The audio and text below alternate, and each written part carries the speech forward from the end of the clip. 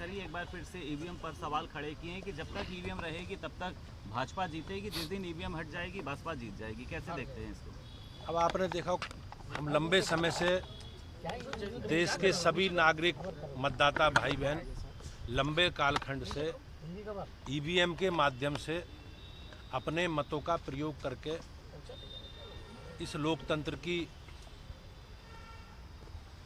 धारा में अपनी सहभागिता प्रदान करते रहे। भारतीय जनता पार्टी हम लंबे समय से देश की राजनीति में है, चुनावी राजनीति में है। आपने देखा होगा, मुझे लगता है कि पिछले 20-25 वर्षों से ईवीएम का इस्तेमाल हो रहा है। 2002 के चुनाव, 2007 के चुनाव, 2009 के चुनाव, 2012 के चुनाव लंबे कालखंड तक ईवीएम से हुए हैं और अब तक हो रहे हैं। ये विपक्ष का एक एजेंडा है कि जब जीतेंगे तो अपने पुरुषार्थ से जीतेंगे, उसकी कोई चर्चा नहीं करेंगे। जब हारेंगे तो ईवीएम, सरकारी संस्था, सरकारी मिशनरी सबको दोषारोपण करेंगे।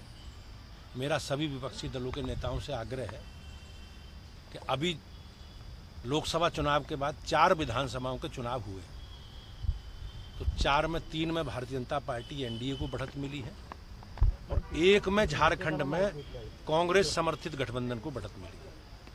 अभी आपने लोकसभा के चुनावों के परिणाम देखे, उत्तर प्रदेश सहित देश में जिस प्रकार के परिणाम आए, तो उस समय तो किसी ने, देश के किसी भी विपक्षी दल ने ईवीएम की भूमिका को लेकर प्रश्न नहीं खड़े करे। तो ये कहीं ना कहीं इनकी दूषित मानसिकता है और इनके इन कृत्यों से, इनके इन बयानों से कहीं ना कहीं लोकतंत्र को हम लोग कमजोर करने का काम कर रहे हैं। रामलला के बाद आज बहुत बहुत शुभकामनाएं। लोगों की देश की आस्था से जुड़ा विषय है और मुझे ये गर्व की बात है कि ये सब मोदी जी और योगी जी के कालखंड में हुआ है और कहीं ना कहीं हमारी जो परंपरा है, हमारी संस्कृति है, जो हमारी विरासत है, उसको लेकर हम लोग आगे बढ़ रहे हैं। पहलगाम की घटना को लेकर के भी उन्होंने, मायावती ने एक सवाल खड़ा किया है कि हमारे देश की सीमाएं जो है वो सुरक्षित नहीं, इसलिए लगातार ये घटनाएं हो रही हैं। अब मायावती जी को अभी तत्कालिक घटनाओं का ध्यान रहा होगा। आप पुराने अगर इतिहास में जाएंगे तो किस प्रकार से मुंबई में हमले हुए, किस प्रकार से देश के अनेकों भागों में बम विस्फोट हुए और किस प्रकार से कहीं आतंकवादी घटनाएं लगातार होती थीं। लेकिन जब से माननीय प्रधानमंत्री जी के नेतृत्व में सरकार आई है, हमने आतंकवादियों को और आतंकवाद को उन्हीं की भाषा में जवाब देना प्रारंभ किया।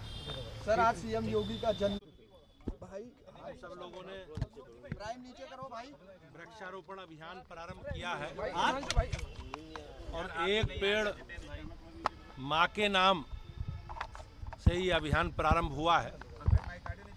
आज हमारी पार्टी ने सभी सांकेतिक रूप से ये अभियान प्रारंभ किया है। प्रदेश कार्यालय पर वृक्षारोपण और हमारे सभी जिलाध्यक्षों ने सभी जिलों में वृक्षारोपण करके इस अभियान को प्रारंभ किया है। हम लोग 23 तारीख से डॉक्टर श्यामा प्रसाद मुखर्जी जी के बलिदान दिवस के कार्यक्रम से 5 अगस्त तक लगातार इस अभियान को प्रत्येक बूथ पर अधिक से अधिक कार्यकर्ताओं के द्वारा वृक्षारोपण हो, इस अभियान के साथ हम सब लोग जुड़े हैं।